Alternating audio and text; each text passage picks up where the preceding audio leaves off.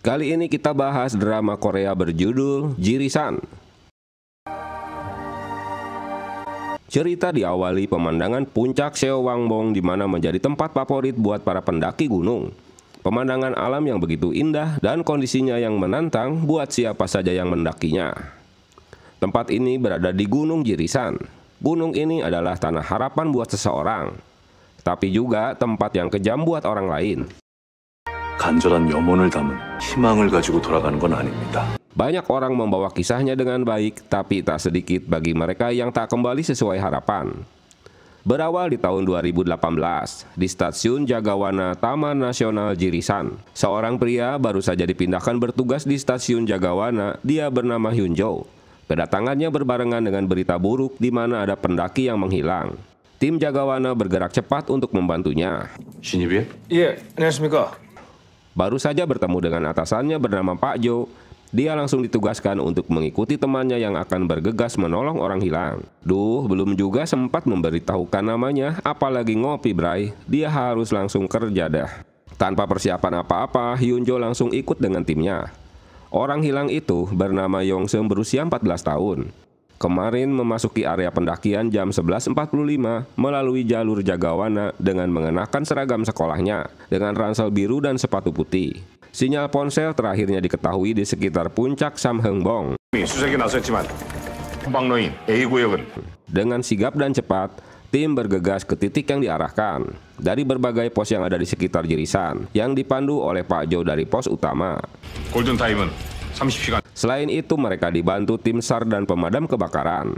Mengingat Yongseum tak membawa peralatan memadai, diperkirakan dia hanya dapat bertahan 30 jam, yang kini hanya tersisa waktu 7 jam saja. Tim menyisir dari bawah dan dari atap bukit guna mengecek di celah-celah lubang batu. Mereka akan mendapat tantangan karena informasi yang didapat angin topan sedang bergerak ke arah gunung. Sementara longsoran bebatuan dari atas bukit sempat membuat mereka panik. Seo dengan aksinya segera menyelamatkan temannya. Walau longsoran itu menciderai seorang petugas bernama Min Sok yang tak sadarkan diri. 괜찮으십니까? Setelah bertemu Seo, Guyong meminta Hyunjo untuk menemaninya ke puncak gunung. 신입 데려가. Tim mencari informasi pada pendaki yang baru saja turun, dan mereka belum menemukan titik terang di mana korban berada. Dari perakiraan cuaca, jika topan dan hujan akan menyelimuti Pulau Jeju dan pegunungan Jirisan malam ini. Hingga tiba di puncak gunung, mereka belum menemukan korban. Sementara kabut mulai menyelimuti gunung, tim SAR mulai menarik diri dari pencarian. Seorang nenek korban datang menemui Pak Jo. Dia meminta maaf karena telah menyusahkan semuanya. Pak Jo mendapat laporan jika kondisi cuaca memburuk. Selain hujan, angin, dan kabut, kini banjir juga menghambat mereka. Waduh, kini malah nyawa mereka sendiri yang terancam. Di ketinggian, Seo dan Hyunjo terus menyusuri jalan. Walau dalam kondisi cuaca buruk dan sambaran petir yang mengancam mereka. 여긴 악내 구간이야. Kerja mereka tak sia-sia karena menemukan tas ransel milik korban dan melaporkannya pada tim. Mereka menemukan foto korban saat berada di daerah bunga liar. Mungkin kesanalah tujuannya. Rencana mereka untuk melanjutkan ke TKP malah dilarang atasannya.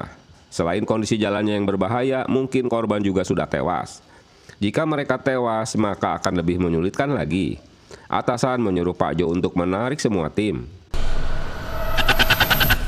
Sebelum pingsan, Hyunjo sempat melihatnya dengan indera keenam. Saat dia terbangun, dia telah berada di pos. Belum berhasilnya tim menemukan cucunya membuat si nenek menangis. Melihat kesedihan si nenek, diam-diam Seo pergi ke taman bunga liar.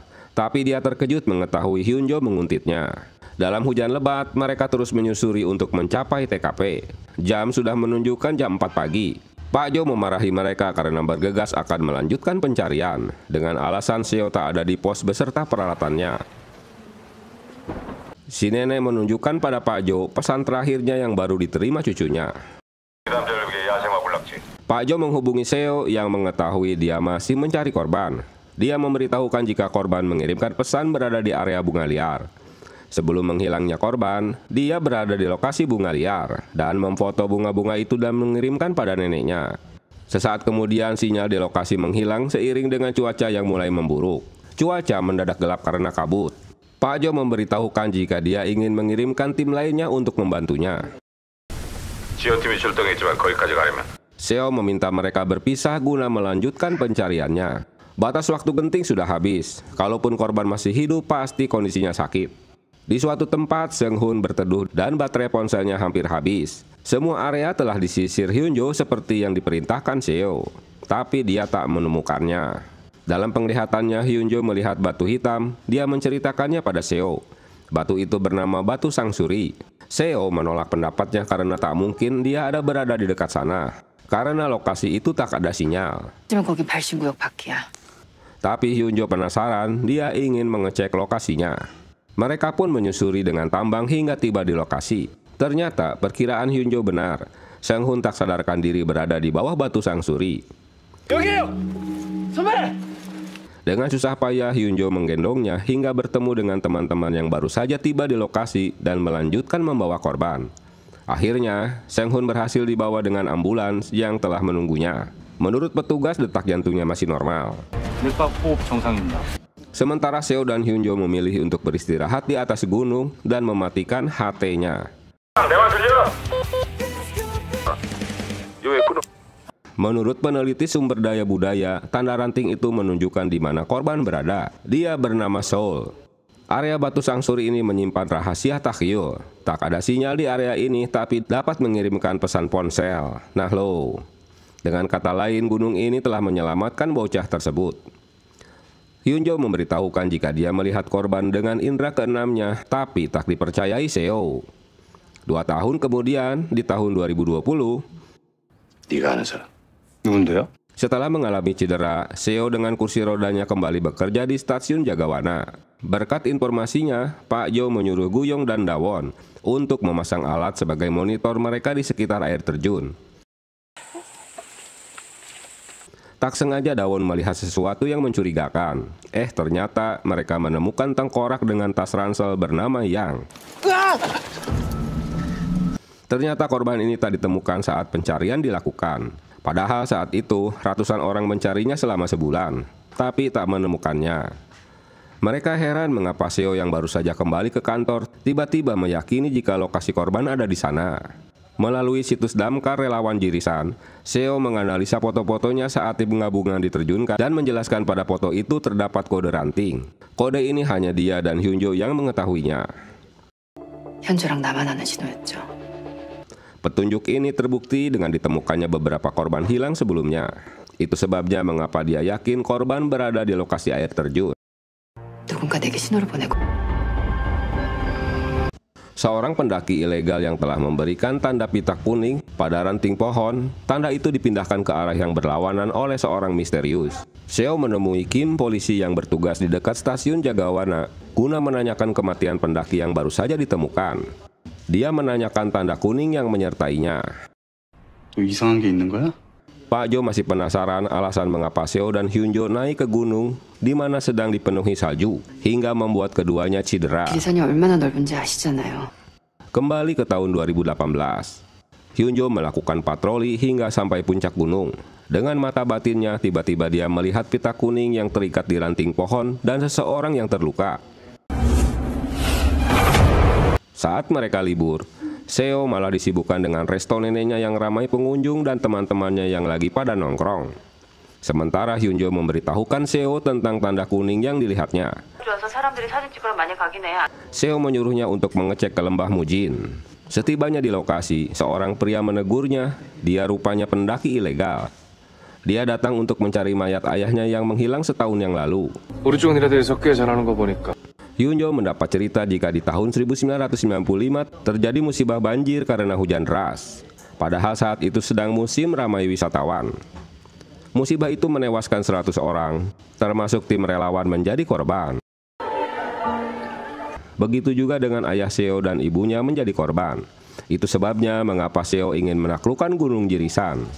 Mendapat informasi dari neneknya, Hyun Jo menemuinya dan menceritakan pada Seo tentang seorang pria yang sedang mencari ayahnya bernama Sang Yu yang menghilang setahun lalu.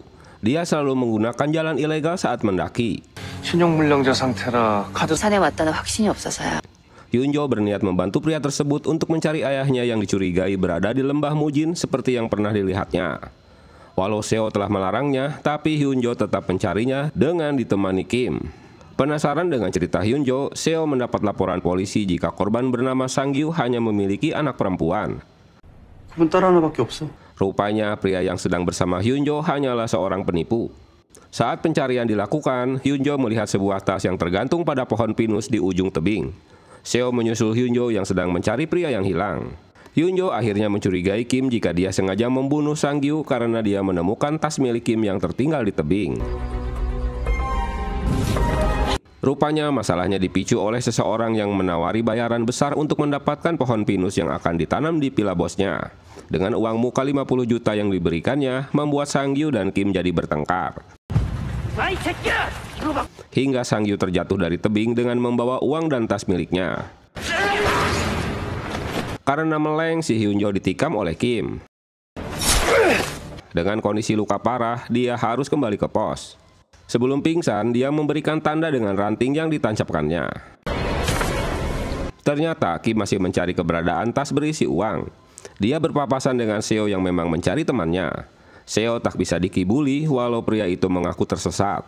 Saat akan menangkapnya, tiba-tiba Kim terkejut jika Seo tak datang sendirian. 4 jam sebelumnya, Seo meminta teman-temannya yang sedang libur membantunya untuk bergerak menuju lembah Mujin. Untunglah teman-temannya dapat segera menemukan dan membawanya ke rumah sakit. Seo tak percaya dengan kebenaran penglihatan indera keenam Hyunjo alias dia Cenayang. 너 귀신 들렸냐? Saat sedang patroli, Seo menemukan Hewon yang terluka dan tersesat karena mencari tiket lotrenya yang terbang ke dalam hutan. Setelah melanjutkan perjalanannya, Seo menemukan kembali mayat di lembah Mujin yang ternyata Sang-gyu. Kembali ke tahun 2020, dalam rencana patrolinya besok ke lembah Dawon, Seo menitipkan pekerjaannya agar memberikan tanda di belakang batu Mangbawi. Seo kecewa karena Pak Jo akan memindahkannya ke kantor pusat. 네 자리 부탁 하나 해놨다. Dengan cacatnya tak banyak yang bisa dilakukan di pos Jagawana. Setelah berada di lokasi, Dawon meminta izin sama Guyong untuk mendekati batu Mangbawi dan memberikan tanda sesuai perintah Seo.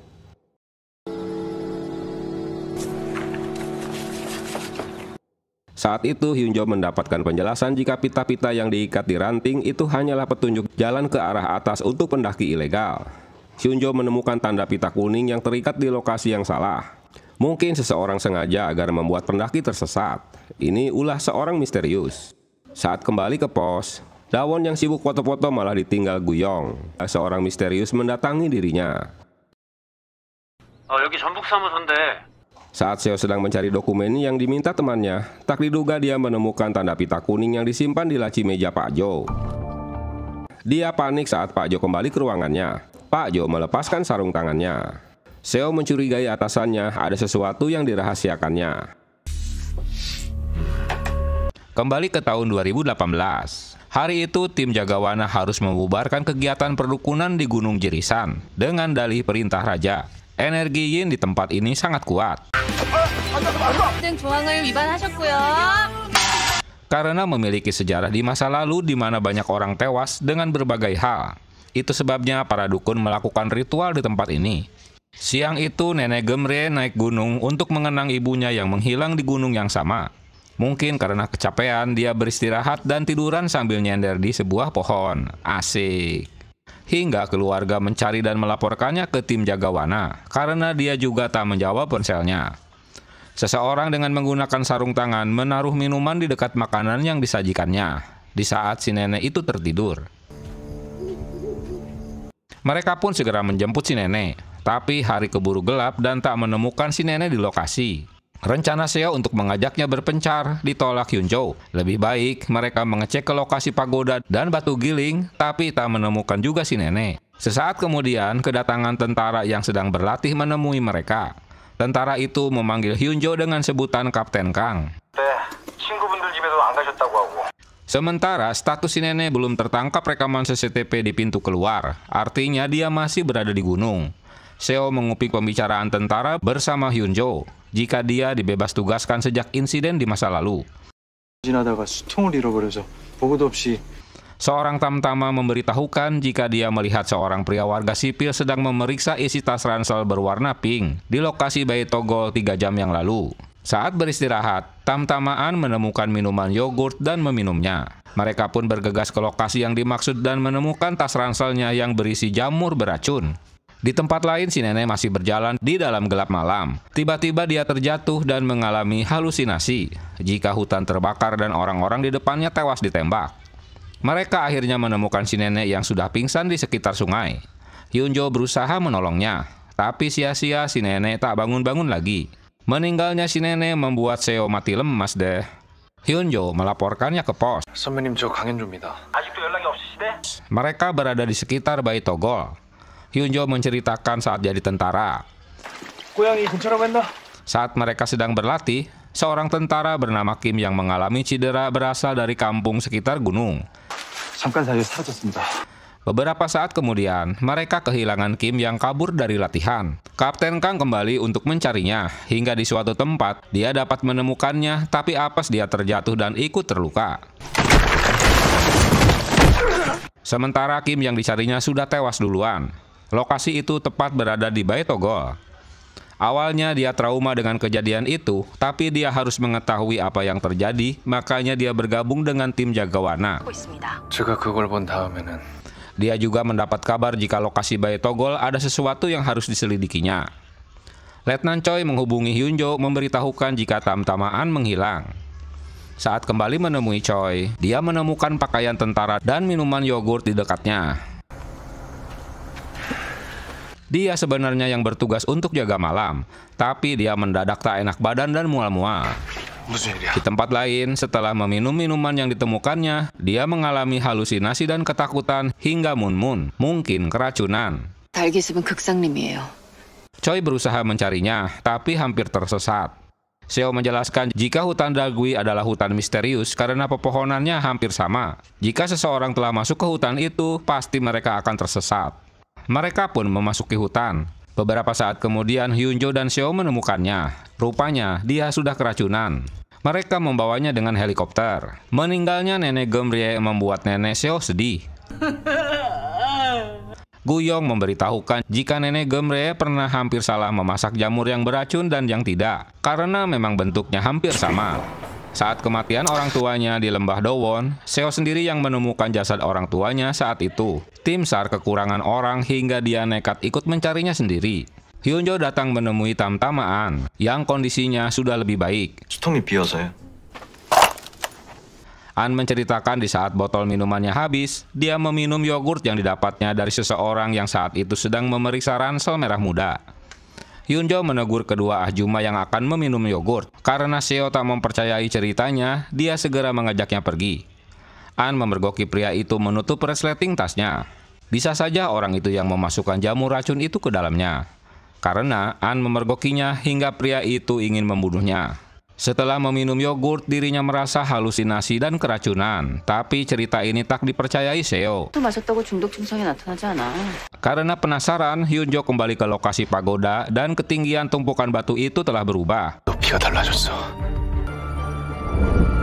Dia mencurigai ada seorang pembunuh yang beraksi di sekitar lokasi. Kembali ke tahun 2020. Begitu juga saat Dawon mengambil kartu memori yang telah dipasangnya. Dia menyadari jika tanda yang dibuatnya telah berubah. Seo mulai membaca kembali laporan-laporan tentang orang hilang dan tanggal cuti atasannya. Semua peristiwa kecelakaan itu bertepatan dengan hari cutinya. Kedatangan Dawon mengejutkan keduanya. Dia memberitahukan Seo jika tandanya berubah. Dari hasil rekaman alat otomatis mereka, tanda ranting itu bergerak sendiri seperti ada hantunya. Selain itu, cuaca juga tiba-tiba gelap di lembah Dowon. Seo memberitahukan timnya agar segera bergegas ke lembah Dowon. 도원 계곡 숨골바위에서 조난 친구가 우리가 출동하겠다. 우리도 출동한다. Beberapa saat kemudian, tim menemukan seseorang yang sekarat dan helikopter membawanya. Pria yang baru saja diselamatkannya memberitahukan jika dia menemukan minuman yogurt di pinggir kali yang tergantung dalam kantong plastik. 그 담을 보진 않으셨어요? Selain itu, dia juga melihat hantu pria yang ada di sekitar tempat tersebut. dengan menggunakan seragam jagawana dan penuh dengan luka di tubuhnya. Pria itu menuduh Hyunjo lah hantunya, hingga membuat Seo jadi bingung dengan penjelasannya. Dia segera mengeceknya ke suster yang merawatnya di rumah sakit jika Hyunjo masih belum siuman. Di tahun 2018, Seo mengajak ke tempat hewan di mana stasiun Jagawana memelihara hewan untuk dipelajari tingkah lakunya. Sojin memberitahukan jika salah satu ular miliknya menghilang di sekitar stasiun Jagawana. Mereka dapat mencarinya dengan menggunakan alat deteksi karena ular itu telah disuntikan chips. Singkat cerita, mereka dapat menemukannya di sebuah tempat setelah menguntit pemilik restoran. 2년 이하의 징역 혹은 할아버지부터! Sempat terjadi adu mulut antara Seo dengan pria tersebut, dan pemiliknya langsung ditangkap polisi untuk diperiksa. Setelah mereka pergi, seseorang membuka sarung tangannya dengan banyak goresan bekas luka di tangannya. Esoknya, Seo mengajak Hyunjo ke makam yang terdapat di puncak Seonwanbong. Setelah mereka pergi, kedua pemilik resto itu tiba di tempat yang sama untuk mencari hewan liar. Seseorang menaruh batu di atas makam sebelum pria pemilik restoran itu datang ke tempat tersebut. Saat dia memegang batu tersebut, tiba-tiba batu itu meledak dan menewaskannya. Pihak Jagawana tak dapat memberikan kompensasi pada korban karena itu daerah terlarang yang tak boleh dikunjungi selain petugas. Rupanya yang meledak itu sebuah granat berbentuk kentang 지정된 60년대 yang memang dibuat para pemburu untuk membunuh hewan buas seperti beruang di tahun 60-an. Tapi pemerintah telah merazia dan melarang menggunakannya. 진정하시죠. Pak Jo menemui istri korban. Dia tetap menyalahkan kedua bawahannya yang dia lihat di TKP sebelum insiden terjadi. Menurutnya mereka tak mengamankan granat tersebut. Hingga membuat pimpinan Taman Nasional berlutut dan meminta maaf atas kematian suaminya. Akibat insiden ledakan, tim Jagawana memasang spanduk guna mengingatkan para pendaki agar melaporkan penemuan granat kentang jika melihatnya. Hyunjo melakukan penyelidikan. Penjelasan Sojin jika Pak Lee orang yang bertanggung jawab merazia granat tersebut di waktu lampau. 국립공원이요? 폭탄이 없어졌다고! Menurutnya, sisa granat yang pernah dirajianya sebelum dihancurkan tiba-tiba menghilang di dalam gudangnya. Singkat cerita, Taman Nasional mengumpulkan warga desa untuk mengingat tentang bahaya granat kentang yang ditemukannya.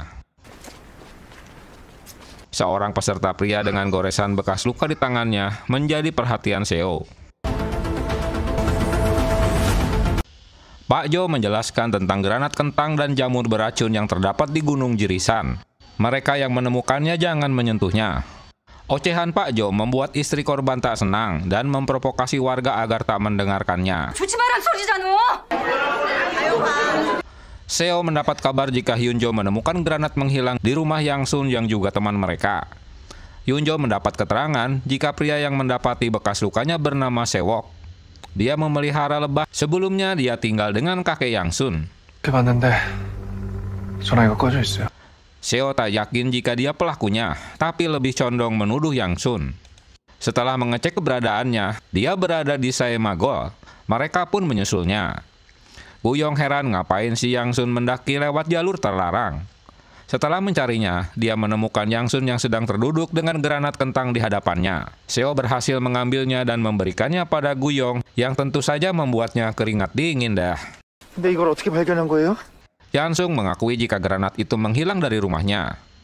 Dia datang ke TKP setelah mendapat kabar dari Sewok. Katanya dia melihat kakeknya berada di sini saat granat itu meledak. Dia tak memberitahukan pada teman-temannya karena dia lebih percaya pada kakeknya. Sampai saat itu, dia tak tahu jika kakeknya memegang granat. Setelah mengetahui jika yang dipegangnya dapat meledak, dia baru menanyakan pada kakeknya. Tapi kakeknya memberitahukan jika granat itu menghilang di gudang. Sewok tak mengaku jika dia yang menaruh granat itu di Saemagol. Dia mengaku belum pernah datang ke sana. Esok harinya, polisi menjemput si kakek untuk dimintai keterangan. Warga yang mengetahui jika kakek itu ditangkap, mereka mendatangi kantor polisi. Tapi si kakek tetap tak mau mengaku jika dia bukan pelakunya. Setelah mencarinya, mereka mendapatkan bukti rekaman CCTV jika Sewok pelakunya. Selama ini mereka menilai jika Sewok orang pendiam dan baik. Mungkin dia sengaja ingin membunuh si kakek karena menaruh granat itu di alat perangkap hewannya. Atau dia ingin membunuh Yansun karena Sewok memberitahukan jika kakeknya pergi ke TKP. Di tempat lain, Sewok menemui Yansun dan memberikan makanan dan yogurt untuknya. Dia yang tak curiga meminum yogurtnya. Polisi tiba di rumahnya setelah Sewok pergi. Beberapa saat setelah meminumnya, reaksi tubuhnya mulai aneh dan langsung pingsan. 널 죽이려고. Sementara mereka belum dapat menghubungi Yansun. Sewok membuang sisa minumannya guna menghilangkan barang bukti. Setibanya di lokasi, Yansun sudah pingsan. Mereka mengejar Sewok yang masih berada di TKP hingga ke dalam hutan. Untunglah Seo dapat menyelamatkan Hyunjo yang hampir saja tewas. Dokter memberitahukan jika Yansun berhasil diselamatkan. Si kakek kecewa karena selama ini dia telah membantu Sewok dalam kesusahan. 요구르트 같은 게 있었나요? Polisi tak percaya saat Hyunjo meminta polisi untuk segera menyita minuman yogurt beracun di rumah Sewok. Saat polisi baru selesai memasang garis kuning, dia melihat Pak Jo sedang masuk ke hutan sambil membawa pita kuning. Dia pun menguntitnya, sementara mayat Sewok yang tergeletak tak diketahuinya. Pria dengan sarung tangan itu kini menargetkan Hyunjo untuk dihabisi. Tahun 2020, musim dingin segera datang. Mereka memasang bendera merah untuk memberikan tanda karena salju akan menutup area tersebut. Kini Seo punya mainan baru untuk memantau lokasi tanpa harus beranjak ke TKP. Dia dapat melihat sekeliling hutan di layar monitornya. Setelah pengejaran Sewok, mereka tak pernah melihatnya keluar dari area hutan, padahal 2 bulan sudah berlalu. 크리스마스에 대타 서주고 싶어? Seo mengajak Hyunjo ke tempat perlindungan mereka di atas gunung yang mampu menampung 20 orang. Mereka harus mempersiapkan tempat ini karena musim dingin akan tiba. Seo kesal karena dia tetap harus bertugas di malam Natal. Mendapat kabar dari stasiun Jagawana jika akan ada yang datang seseorang untuk mengambil barang yang hilang. Dia bernama Yim Seo. Sore itu, Guyong janjian dengan Jangsun untuk nonton bioskop, tapi ada miskomunikasi di mana mereka harus bertemu. Seseorang meninggalkan mobilnya dan bergegas ke pos bidam. 그거까지는 확인 못했어. 기상 상황이 아니. Setelah mendapat panggilan, Seo menyusul seseorang yang terjebak salju dan meminta Hyunjo menunggu di pos. Polisi mengabari pos atas jika mereka menemukan mobil buronan di kaki gunung. Dia seorang buronan bernama Yim. Guyong kecewa setelah rencananya untuk nonton dengan Jangsun batal karena dia tak datang. Untuk menghilangkan kekecewaannya, dia datang ke pos atas. Sesaat kemudian, listrik di pos mereka tiba-tiba padam. Saat Guyong mengeceknya, ternyata ada kabel yang putus. Mendengar ada tembakan pistol, Hyunjo pergi untuk mengeceknya dan meninggalkan Guyong di pos dalam kegelapan. Di bawah hujan salju, Seo menemukan seorang wanita yang sedang mencari Yim yang diduga akan datang ke pos mereka. Dia ternyata detektif yang sedang memburunya. Sekelompok polisi tiba di polsek guna meminta tolong agar mereka diantar ke pos atas. Dalam cuaca buruk, Seo tak dapat berkomunikasi dengan pos. Setibanya di lokasi, Seo menemukan kabel yang putus dan Guyong yang pingsan. Saat akan menghubungi pos utama, seseorang menodongkan pistolnya. Seo masih dapat melawan dengan semprotan merica. Tapi wanita yang baru saja ditolongnya malah memukul kepalanya. Ternyata mereka bersekongkol. Sementara polisi masih dalam perjalanan menuju pos. Buronan Yim sengaja mengelabui mereka untuk menjebaknya, sehingga mereka dapat ditangkap. Ternyata detektif Yim orang yang pernah dikenalnya di masa lalu. Di tahun 2006, neneknya sengaja membohongi Seo yang tinggal di Seoul agar menemuinya dan menyuruhnya bekerja di desanya. Saat itu Seo tak menyukai naik gunung. Setelah Pak Jo membujuknya, akhirnya Seo pun mulai bergabung dengan mereka. Saat bekerja, Yim Seo datang ke Jagawana untuk mengambil sesuatu dan bertemu dengan Seo. Yim tak melanjutkan untuk mengungkapkan perasaannya karena keburu ada perintah dari atasan yang memaksa Seo pergi. 나 너한테 할 말 있는데 예전에 전화하신 거야. 심정 좀 안 돼.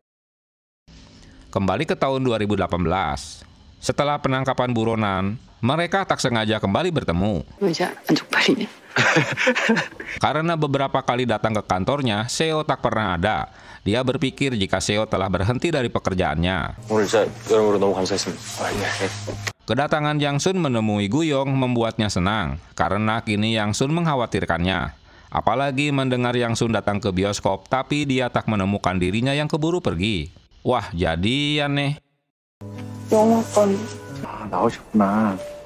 Di tahun 2020, kini Dawon yang melaksanakan untuk memasang kamera sensor, sementara Seo memonitor dan mengarahkan dari layarnya. Tiba-tiba Dawon berteriak ketakutan, tentu membuat Seo juga terkejut. Ternyata dia melihat seperti hantu yang wujudnya tak jelas yang sedang berjalan di hadapannya.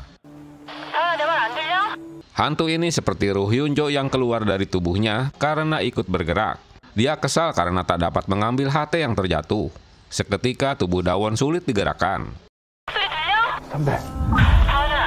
Dia shock melihat yang terjadi di hadapannya. Aura Roh Hyun-jo mempengaruhi layar monitor Seo.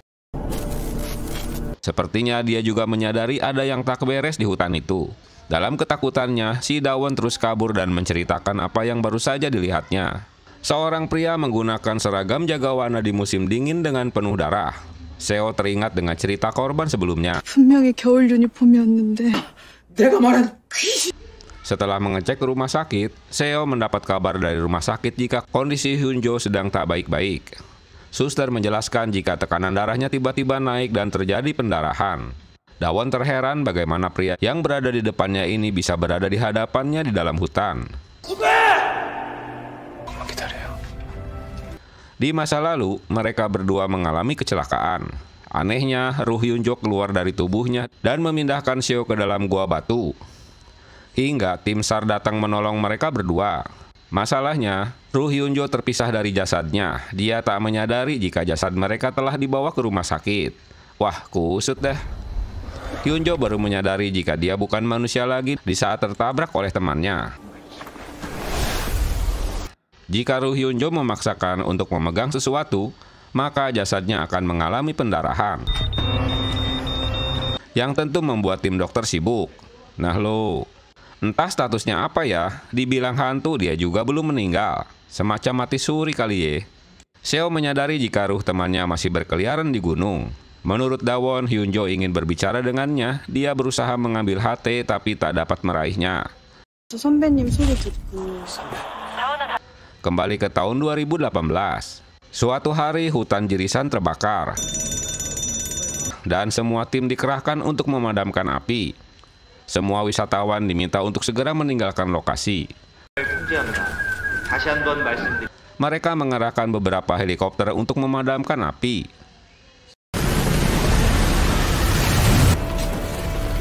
Petugas kesulitan karena mobil damkar tak bisa masuk hingga area yang terbakar. Setelah ditumpahkan air dari helikopter, kebakaran pun mulai mereda, hingga api tak meluas. Mereka kehilangan spanduk untuk memperingatkan kebakaran hutan. Hyun-jo mendatangi gudang penyimpanan. 창고요? Saat berada di dalam gudang, seseorang mengunci pintu gudang. Di malam hari mereka dikejutkan lagi dengan terbakarnya di area hutan pinus. Kini masalah besar menghadapi mereka karena helikopter tak dapat terbang di malam hari. Ini akan beresiko terhadap pemukiman karena api akan terbawa angin malam dari atas menuju daratan. Tak butuh waktu lama, bola-bola api itu terbang dan mulai membakar apa saja yang dikenainya. Dengan cepat si jago merah ini menyebar ke berbagai tempat. Cilakanya, Hyun-jo terjebak di gudang yang telah dikelilingi kobaran api. Di bagian lain, Seo masih berusaha menyelamatkan diri, hingga tak diduga dia menemukan tengkorak di hadapannya. Mereka bekerja keras agar api tak membakar pemukiman warga. Semua petugas dikerahkan untuk menanganinya. Jarak api hanya 1 kilometer ke pemukiman. Pak Jo meminta kepolisian untuk segera mengungsikan warga. Kok cerita ini mirip seperti yang terjadi di Los Angeles ya? Pak Jo memerintahkan timnya untuk membuat garis api dengan menggali tanah dan tak boleh ada ranting, daun, dan rumput kering di antaranya. Pemadam sedang mendinginkan bangunan sebelum terbakar, dan polisi disibukkan dengan pengungsian warga. 면에 있는 지리산 국립공원에 Berita di televisi menempatkan kebakaran menjadi topik terhangat. Di tempat lain, Hyunjo masih belum berhasil keluar dari gudang tersebut, hingga seorang bocah memberitahukan jika ada lubang di pojokan bangunan. Maka bocah-bocah itu pun berhasil keluar dari gudang. Setelah mendapat laporan ada kebakaran di area lain, sebagian pemadam mengalihkan fokusnya di mana Hyunjo berada. Mama yang kerjanya ngerumpi dengan kawan-kawannya baru menyadari jika anak-anaknya terancam dengan kebakaran. Walau bengek, si Hyunjo selamat dari kebakaran, tapi anak-anak itu pergi menuju gunung. Tak diduga mereka jadi kesulitan mengatur nyala api setelah arah angin berubah haluan menuju pedesaan. Dengan nekat, Pak Jo harus memasuki hutan demi menyelamatkan ketiga bocah. Guyong terheran mendengar Seo belum bertemu dengan Hyunjo, berarti dia masih berada di atas gunung. Mereka terkejut mendengar Seo sedang turun lewat hutan pinus. Dia akan menolong anak-anak di Gua Gap karena sekalian lewat. Sementara tim damkar terus menyemprotkan air. Sesaat kemudian, Seo menemukan anak-anak yang ketakutan di dalam gua. Anehnya saat tim tiba di gua, malah mereka tak ada di TKP. Dalam kebingungannya, Hyunjo mengetahui dari drone yang dipantaunya jika Seo di sekitar lemari penyimpanan alat pemadam. Berita ini membuat Pak Jo nekat untuk menerobos api karena jaraknya tak begitu jauh.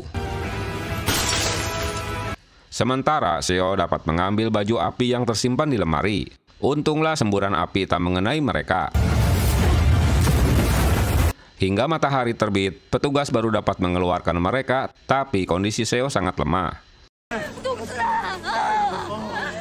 Dia memberitahukan Hyunjo jika tengkorak sewok berada di habitat hutan pinus. Hyunjo mencatat ada 25 kematian di Gunung Jiri, tapi yang dia dapat lihat hanya pembunuhan yang disamarkan seperti kecelakaan. 사건들만 보였을까요? Tali jalur yang putus, racun yang terdapat di minuman yogurt, dan beberapa kasus lainnya. Dia mulai menyadari jika sewok memiliki kaki tangan.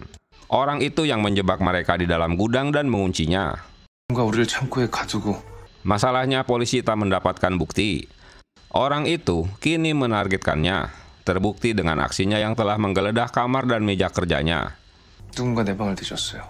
Kembali ke tahun 2020, Seo meminta kembali Dawon untuk mengecek semua rekaman otomatisnya di tengah hutan. Kini seseorang dengan menggunakan sarung tangan sedang menguntitnya.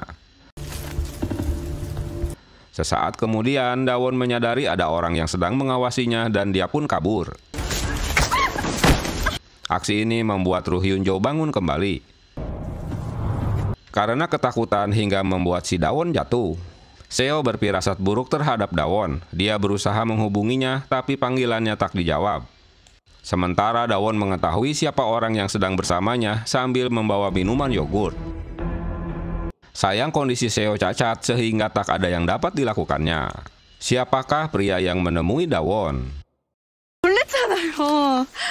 Setelah Seo mengirim pesan pada Dawon, malah yang muncul si Guyong yang baru saja turun dari gunung. 다원이? 할 일 있어서 산에 갔는데 Sejak bertemu dengan pria misterius, Dawon pun menghilang. 18 jam berlalu, tapi tak ada kabar darinya. Begitu juga pantauan rekaman CCTV tak menangkap dirinya. Wah, kemana dia? Seo merasa bersalah karena dia yang meminta Dawon untuk pergi ke gunung. Sementara tim terus menyisir daerah sekitar. Mereka menemukan tumpahan darah di bebatuan dan ponsel dengan inisial LDW yang berlumuran darah. Hingga malam hari, pencarian belum menemukan titik terang di mana Dawon berada. Polisi mendapatkan rekaman dari ponsel Dawon, yang ternyata Dawon bertemu dengan Pak Jo. Dawon menolak untuk diajak pulang bareng bersama Pak Jo. Karena ketakutan, si Dawon pun terjatuh. Saat terjatuh, dia sempat mengaktifkan rekaman ponselnya. Kecurigaan Seo pada atasannya ditentang oleh Guyong. Menurut daftar tugas, seharusnya Pak Jo ada di area lain. Obrolan mereka terhenti di saat Pak Jo masuk ke ruangan tersebut. Tim akhirnya menemukan Dawon sudah tewas dengan luka di kepalanya. Berita ini membuat Seo mati lemas deh. Polisi menduga jika Dawon tewas karena terjatuh. Dia meminta mereka untuk diinterogasi karena Dawon memegang sarung tangan milik orang lain. Seo tak mengerti apa yang telah dilakukan mereka. Begitu juga terhadap Hyunjo. Tuduhan Seo pada Pak Jo selalu ditentang Guyong. 가지. Dengan bijak Pak Jo tak menolak saat polisi akan menginterogasinya. Kesedihan Seo berhubungan dengan ruh Hyunjo yang langsung bangkit.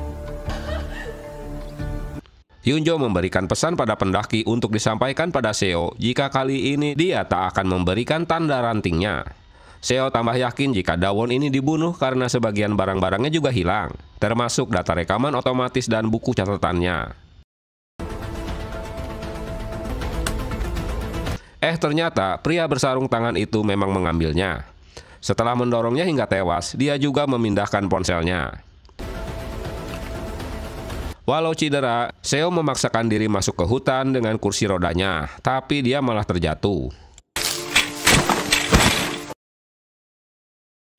Sejak mereka jadian, Guyong mengajak Yanse naik gunung. Mereka pun lengket seperti permen karet. Kampanye kereta gantung terus digalakan untuk mendapat dukungan warga.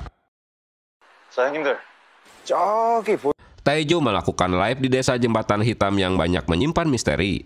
Dia menceritakan jika desa itu dihuni hingga tahun 1991 dan warganya mengosongkan desa setelah mengalami teror. 무슨 소리인지 들었죠? Tapi live-nya terhenti di saat ada sesuatu yang mengejarnya. Dia pun kabur karena ketakutan. 움직였어요. Tahun 1991, seorang investor sedang mensurvei lokasi yang akan dijadikan tempat rekreasi kereta gantung. Dia meminta tolong agar Taman Nasional dapat meyakinkan warga guna memberikan izin. Pak Jo saat itu masih muda. Dia memperkenalkan pada wali kota Jembatan Hitam. Pria itu bernama Gentak, seorang ketua komite pengembangan Gunung Jiri. Sesaat kemudian, wali kota itu menghardik dan mengusir Gentak karena tak suka dengan rencana proyeknya. 챙겨드린다고 제가 말씀을 드렸잖아요. Sejak saat itulah warga Jembatan Hitam mendapatkan teror. Kebutuhan air sumur di desa mereka dicemari. Pak Jo muda berjanji akan lebih sering melakukan patroli di desanya. Tak butuh lama, 3 orang tewas misterius setelahnya. Pak Jo memperlihatkan video masa lalu saat tim Jagawana menjadi korban di Jembatan Hitam. Karena penasaran, mereka berdua mengunjungi desa Jembatan Hitam yang sudah tak berpenghuni.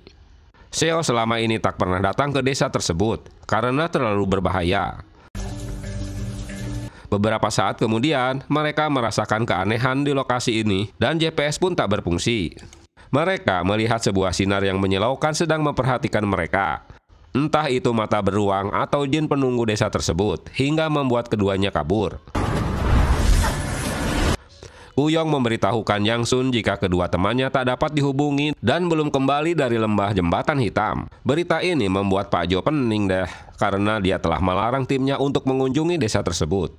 Pak Jo tak dapat menghubungi HT Seo karena memang terjatuh dan ditinggalkannya, hingga memasuki gua di area tersebut. Di masa lalu, sejak sumur mereka tercemar, warga desa Jembatan Hitam harus jauh-jauh mengambil air ke sungai. Dan satu persatu warga desa menghilang atau tewas termasuk istri wali kota. Tim Jagawana disibukkan mencari Bu Kim. Hingga malam hari Bu Kim baru ditemukan, tapi nyawanya tak tertolong. Seo dan Hyunjo masih bersembunyi karena beruang yang tak mau pergi di dekat mereka. Cilakanya baterai HT habis dan ponsel tak ada sinyal. Mereka dikejutkan dengan adanya Ah Juma yang pingsan di gua tersebut. Saat mereka kabur, tak diduga bertemu dengan kedua teman yang mencarinya. Tapi karena keberadaan beruang itu, mereka kembali ke dalam gua. Pak Jo muda memberitahukan Pak Kim jika sebagian warga desa sudah meninggalkan rumahnya.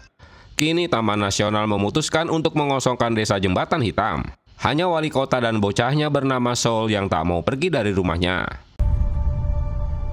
Beberapa hari setelahnya, wali kota Kim tewas tergantung di pohon. Akhirnya, tim Jagawana mengosongkan rumahnya.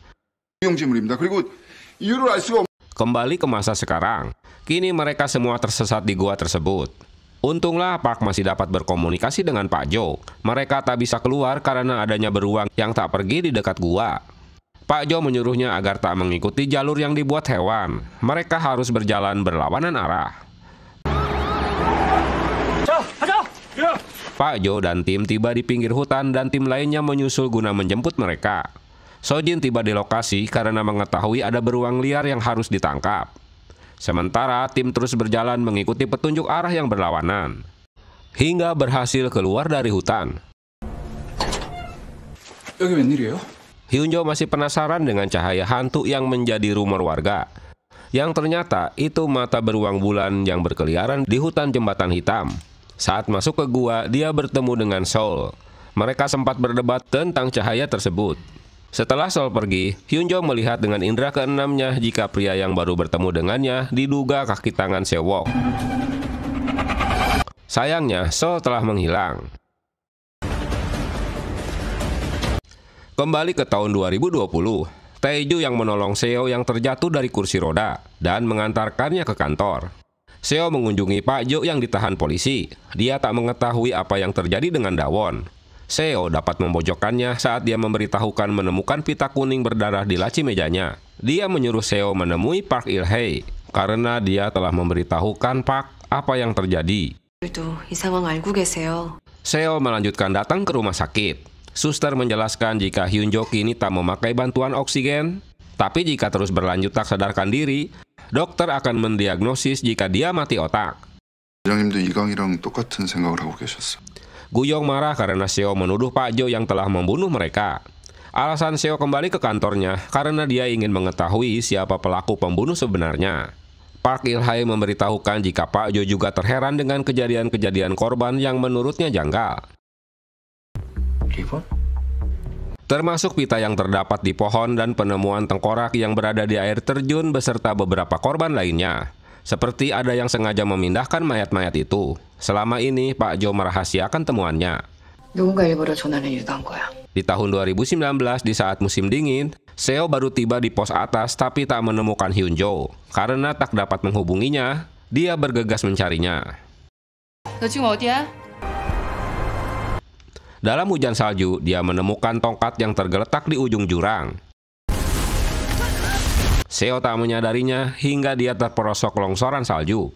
Saat itu Hyunjo membawanya ke dalam gua.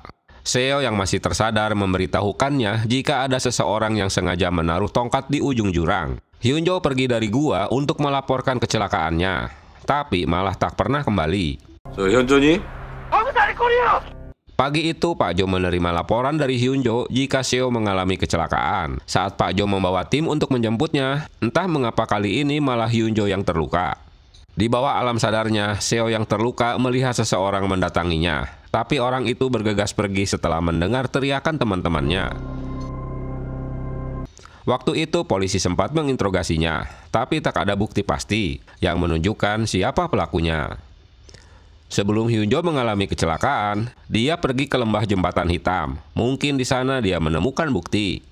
Untuk memastikannya, Seo meminta Guyong untuk menemaninya ke lembah jembatan hitam. Singkat cerita, mereka pergi ke sana. 4 jam sebelumnya, Seo menemui Park Il-hae di stasiun bis. Dia memberitahukan jika Guyong orang yang dicurigainya sebagai pembunuh. 직원 중에 한 명이 분명해. Di saat Dawon tewas, dia juga berada di tempat yang sama. Berita ini membuat Park terkejut. Tapi memang Seo tak memiliki bukti kuat jika Guyong pelakunya. 않을 거야.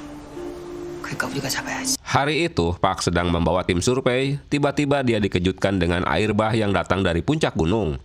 Bunyi sirene mengejutkan semua orang baik di kantor maupun yang sedang berada di sungai. Di bagian lain, longsoran batu pun menutupi jalan raya. Bencana ini membuat tim jagawana sibuk, karena ada banyak warga yang terjebak. Agar kondisinya bisa lebih lancar, mereka membuka pos darurat di dekat hutan. Pak Jo harus menyelamatkan tim survei yang terjebak di dalam hutan. 일가족이 고립이 돼 있다. 승객 모두 12명입니다. Secara bertahap, tim jagawana dapat menyelamatkan orang yang terjebak. Sementara, Seo menyelamatkan pendaki yang kakinya cedera. Dia membawanya ke gua. Mengetahui ada suara longsor, Ahjusi itu mengajaknya segera pergi. Karena pengalaman masa lalu di tahun 1995 di lembah Dowon, dia juga menjadi korban bencana alam. 건물이 떠내려갔다고. Saat itu orang-orang yang tinggal di bangunan tewas setelah terseret banjir. Dia pun ngeyel ingin kabur dari gua tersebut. Walau Seo telah mengingatkannya, merasa ditahan, ahjusi itu mendorongnya hingga Seo pingsan. Perbuatan kasarnya ini membatalkan niatnya untuk tetap pergi dan membawa kembali Seo ke gua. Karena kondisi jalanan lumpur sudah longsor. Dia percaya jika penjelasan Seo benar. Akhirnya mereka dapat menemukan Seo dengan seorang pendaki. Seorang wanita terjebak di seberang sungai, dia berteriak-teriak minta tolong. Guyong meminta tim lain untuk menyelamatkan wanita yang berada di lembah Mujin, karena peralatan mereka tak lengkap. Berhubung tak ada orang lain lagi yang standby, Pak Jo berniat pergi sendiri. Tapi rencana ini dicegah Yang Sun, karena dia yang bersedia menggantikannya. Singkat cerita, Yang Sun tiba di TKP. Di tempat lain, tim menolong penumpang bis yang terjebak longsoran. Cuaca berangsur-angsur membaik dan cerah. Nenek Seo membawakan makanan untuk mereka dan pulangnya menaiki bis yang tersedia. Setelah Yang Sun menyeberangi sungai, dia melaporkan ke pos jika wanita itu cedera ringan. Guyong senang mendengarnya karena pacarnya dapat membantu di lapangan. Saat Yang Sun memasangkan alat pengamannya, namun naas malah Yang Sun yang nyemplung ke sungai saat menyelamatkan wanita itu yang akan terjatuh.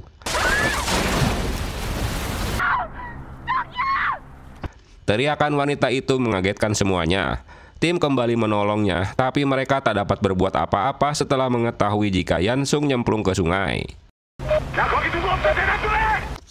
Kontan saja Guyong nekat ingin ikutan nyemplung ke sungai guna menolong pacarnya. Karena sama saja dengan mencari mati, tentu teman-teman berusaha menahannya agar hal itu tak terjadi. Kondisi cuaca memburuk kembali. Seseorang dengan menggunakan sarung tangan mengalihkan perjalanan bis yang ditumpangi nenek Seo agar bis berbelok. Tiba-tiba bis itu terjebak karena jembatan rusak dan bis terperosok ke sungai. Esok harinya, pencarian korban dilanjutkan dengan mengirimkan tim penyelam. Tapi mereka tak dapat menemukan semua korban, hanya sebagian barang-barang korban saja yang berhasil ditemukan. Peristiwa ini tentu memukul Guyong dengan tewasnya Yang Sun. Begitu juga dengan Seo yang berduka cita karena kehilangan neneknya.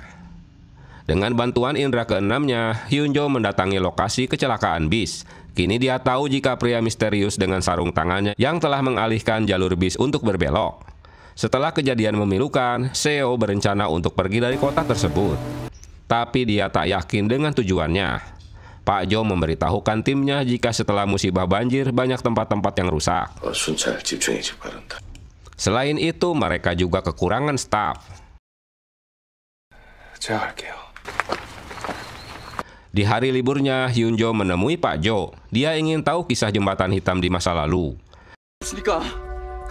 Pak Jo menceritakannya jika musibah dan teror itu terjadi setelah warga menolak rencana pembuatan kereta gantung di gunung tersebut. Gentak adalah tersangka utamanya yang mengajukan bisnis tersebut. Saat Seo sedang mengecek alat rekam otomatis, tiba-tiba dia dikejutkan dengan suara-suara aneh di sekitarnya.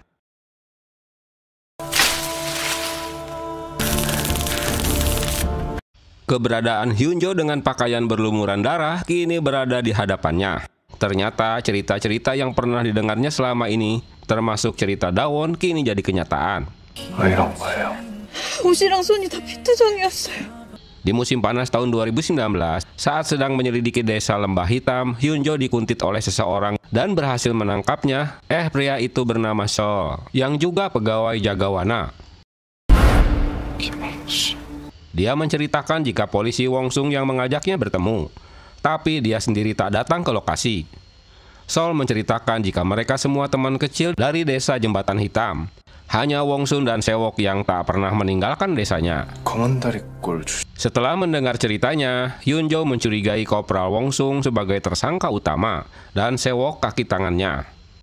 Hyunjo terus menyelidiki pada orang-orang yang pernah tinggal di desa Jembatan Hitam, tapi tak berhasil mendapatkan informasi penting, karena warga desa selalu menutupinya. Dia meminta Sol agar memberitahukannya jika Wong Sung mengajaknya bertemu kembali. Dia khawatir jika Sol ini sudah ditarget. Haksu, seorang pendaki asal warga Jembatan Hitam, dikuntit oleh seseorang. Dia ditarget untuk dibunuh. Hingga di lembah Dowon dia didorong dan tewas terjatuh. Teriakannya ini terdengar oleh Guyong dan Park yang sedang patroli.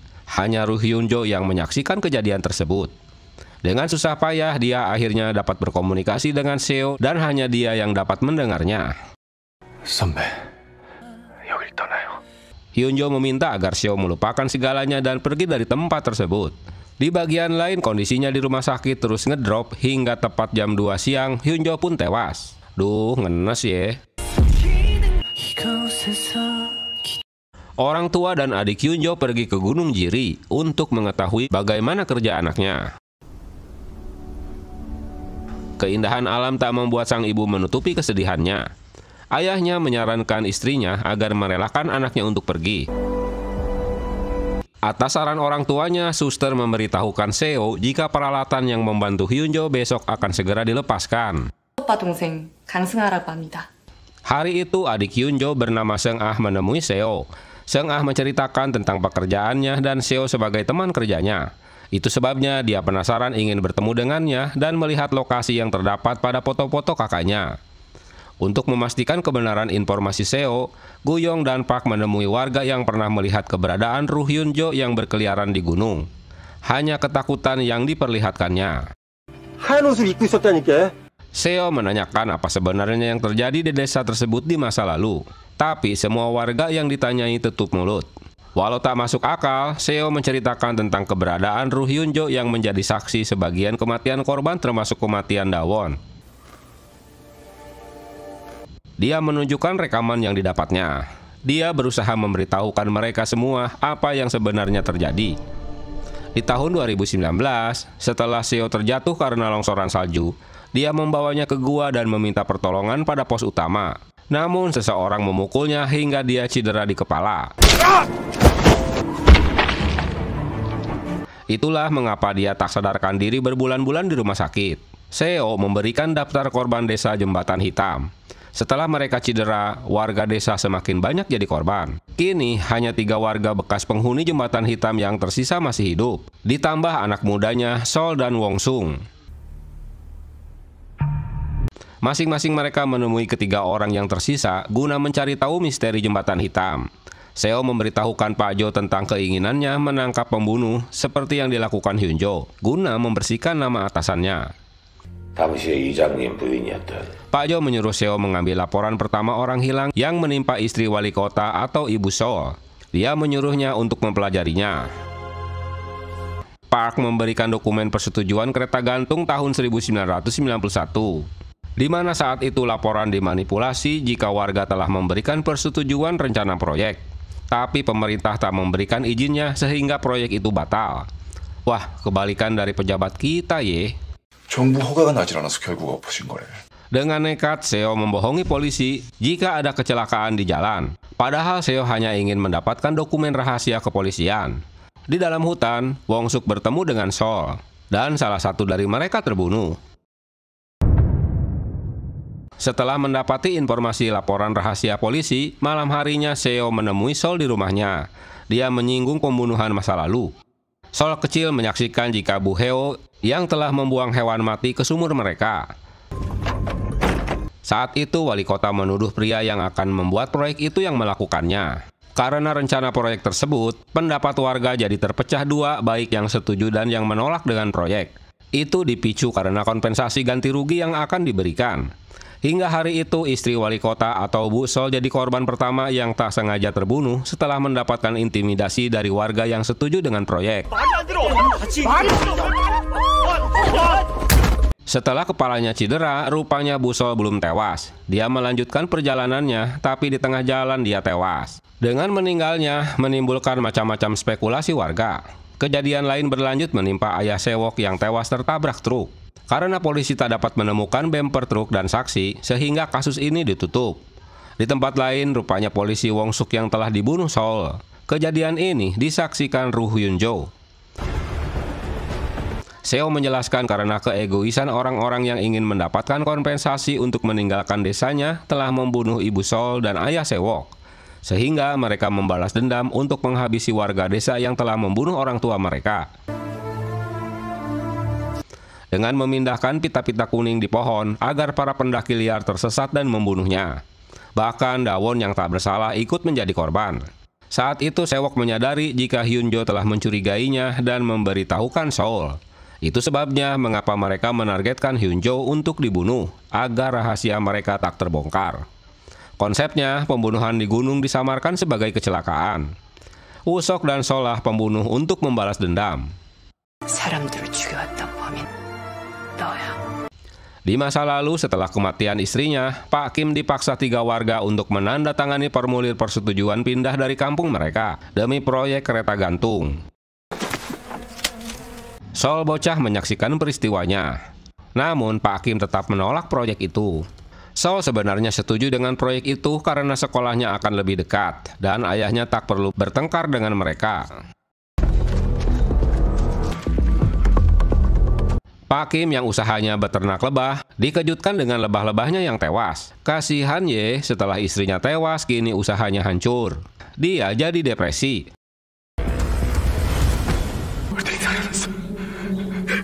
Melihat kesedihan ayahnya, Sol mengambil stempel persetujuan dan memberikan formulir itu tanpa memberitahukan ayahnya. Setelah di depan pintu rumah warga, Sol mendengar percakapan ketiga orang tersebut jika Bu Heo orang yang telah membunuh lebah-lebah itu dengan pestisida dan pengakuan mereka yang telah membunuh ibunya. Keberadaannya tertangkap basah, tapi karena membawa formulir yang telah distempel, mereka tak mempermasalahkannya. Setelah semua formulir warga terkumpul, tak diduga mereka harus kecewa karena panitia proyek membatalkan lokasi tersebut. 케이블카 사업이 취소가 돼요? Pemerintah tak menyetujui proyek kereta gantung di sekitar Gunung Jiri. Nah lo.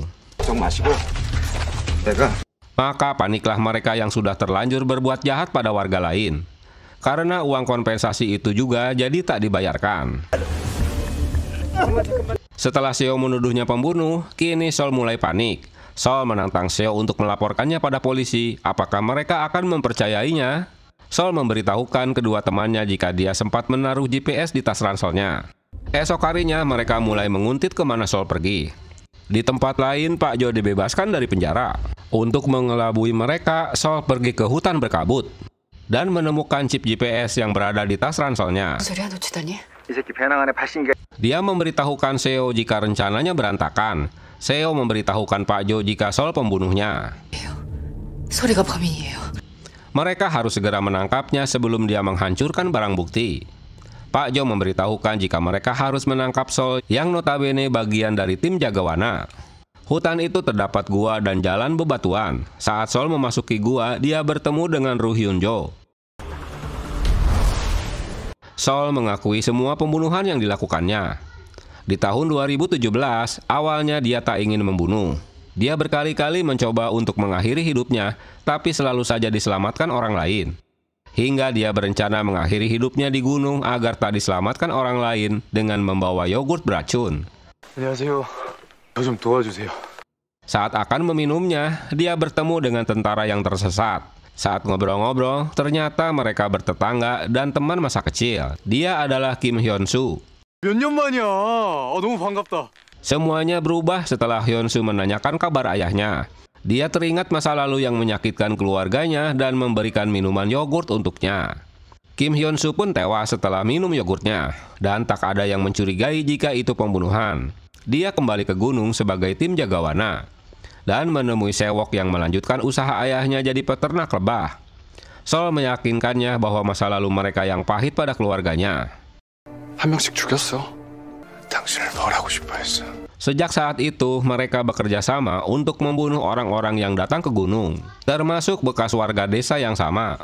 Rupanya pertama bertemu dengan Hyunjo di saat Sol bekerja sebagai tim peneliti sumber daya budaya. Ayah Hyunjo menyetujui pelepasan alat medis dari tubuh anaknya. Sesaat kemudian, Hyunjo pun meninggal. Kematiannya membuat keluarga bersedih. Guyong dan Pak tiba di gua di saat barang bukti itu dibakar oleh Sol. Dengan memanfaatkan drone, Seo memantau sekitar gua. Sol melihat keberadaan Hyunjo di gua. Karena kondisinya kritis dan tim jaga wana lain membutuhkan waktu lama tiba di gua, Pak Jo mengajak Seo untuk bergegas ke TKP dengan menggunakan helikopter. Dan dia menggendongnya untuk mencapai gua tersebut. Menghilangnya Hyunjo di hadapan Seo bersamaan dengan dimatikannya mesin pasien yang dipasangkan pada dirinya. Pak Jo mendapatkan penjelasan jika tanda ranting ini dibuat oleh Hyunjo yang mengarah ke polsek. Dia meminta bawahannya untuk meminjam ponsel Sewok di polsek dan memberikan ke tim forensik digital. Setelah mendapatkan hasil forensik, kini mereka mendapatkan bukti tentang pembunuhan yang dilakukan Sewok dan Sol. Polisi mendapatkan bukti dan menggerebek rumah Sol untuk menangkapnya. Kedatangan Seo ke rumah sakit terlambat karena Hyunjo telah dibawa pulang keluarganya. Keajaiban pun terjadi. Suster memberitahukan jika Hyunjo bernapas kembali dan dipindahkan ke unit lain. Pak Jo mendapat laporan jika Sol kabur ke gunung karena mobil tersangka ditinggalkannya. Di saat semua tim keluar dari kantor, seseorang mematikan lampu kantor di mana hanya Seo yang berada di kantornya. Ternyata Sol langsung saja memukul dan menculiknya. Selama ini kebakaran hutan yang selalu terjadi juga adalah ulahnya, bahkan kematian neneknya. Karena emosi mendengar neneknya dibunuh, dia nekat meloncat dari mobilnya. Dengan membawa palu gadang, dia berniat membunuh Seo yang sudah tak berdaya. Di luar perkiraannya, Seo dapat melawan dengan melemparkan batu ke mukanya. Di saat Seo terpojokan, tiba-tiba batu itu longsor dan menimbun Sol hingga tewas. Mampus deh lo. Setahun kemudian, hanya kenangan manis guyong yang pernah dilaluinya bersama Yansung. Dia sangat terpukul dengan kematian pacarnya yang mendadak. Duh, kasihan ye. Seo dipindahkan bekerja di kantor pusat. Cerita ditutup di saat mereka sedang menunggu matahari terbit di atas Gunung Jirisan.